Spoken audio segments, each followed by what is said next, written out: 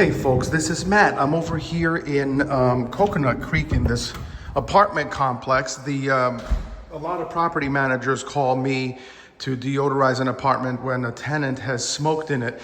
In this particular apartment, as soon as you walk in on a scale from 1 to 5, the tobacco smell is probably about a 2.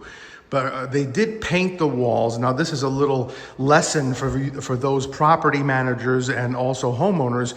When you do want to cover up the smell of like tobacco or pets or mildew or whatever, don't paint first. Call me, let me come out and treat it first so that my non-toxic, hypoallergenic, green certified chemicals can actually make contact with the odor molecules and dwell on them for a little while.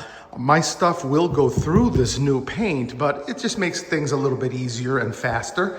But things like ceiling fans actually off-gas the tobacco, so those probably have to come out, but other than that, give me a call. My name is Matt. I can do your home, your car, whatever you need me to do. That's me right there. I'm really big on customer service and customer satisfaction, so I'd love to help you out. Let me know what I can do for you. I can give you a free quote. My number is 954-589-3083. Looking forward to helping you out. Thanks.